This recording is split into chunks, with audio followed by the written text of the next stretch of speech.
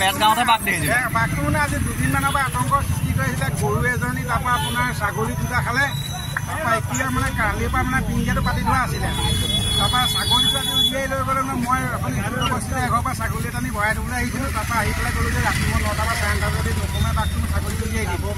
মই এতিয়া অকণমান আগত মানে আহি পেলাই বোলে ছাগলীটো উলিয়াই নিবলৈ আহি পেলাই দেখিছোঁ বাঘটো সোমাইছে, পিঞ্জাবদ্ধ হৈ আছে। নাহৰপুতুকি বাঘ। নাহৰপুতুকি বাঘ।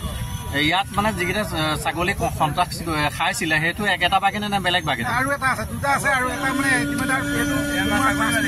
এটা দেখা পাইছে। আৰু এটা আছে, আৰু এটা বাঘ আছে। এই বেজগাঁৱতো আছে বাঘ। এই বেজগাঁও অলপ দূৰত বেজগাঁৱতো বাঘ দেখা হৈছিলে। বেজগাঁৱত আছিলে দুটা, আৰু কিন্তু ইয়াতো দুটাই দেখাই আছে।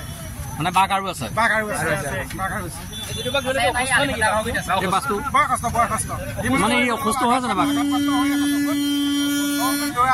চাহ বাগানত খোজ খাই মেলি পেলাই আঘাতপ্ৰাপ্ত হৈ আছে।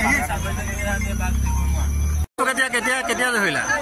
বাঘটো মানে আপোনাৰ কালিয়ে ওলাইছিলে। কালি আপোনাৰ গৰু এটা খালে। তাৰপিছত আপোনাৰ আমি বিচাৰি গ'লো, কিন্তু আপোনাৰ বাগানেদি আপোনাৰ সাজৰ সময় টাইমত আপোনাৰ এই চাইডলৈ পাৰ হ'ল। এই চাইডলৈ পাৰ হৈ পেলাই এইখিনি ৰাতিপুৱা টাইমত আপোনাৰ বাপেকপিতাক আপোনাৰ বুবু নামৰ মানুহ এজনে আপোনাৰ মানে এইখিনি ছাগলী এৰাল দিবলৈ আহোঁতে আপোনাৰ তেতিয়া আপোনাৰ মানে মাইকী ছাগলীজনী থাপ মাৰি ধৰিছিলে ডিঙিত। তাৰপিছত আজি ৰাতিপুৱা আপোনাৰ ল'ৰাটো বেহুচ হৈ যোৱা দি গ'ল। তাৰপৰা গৈ পেলাই মানুহজন চব পলালে। তাৰ অকণমান দেৰি পিছতে ফৰেষ্টৰ আহি পালে আহিব। এতিয়া এইটো নাহৰপুতুকি বাঘ। নাহৰপুতুকি বাঘ। এই বাঘটো কিন্তু মৰি থাকিলেহেঁতেন বেছি দিন থকা হেঁতেন। বাঘটো আঘাত হৈ গ'ল চকু। ৰাইজে কৈছে যে কালি খোৱা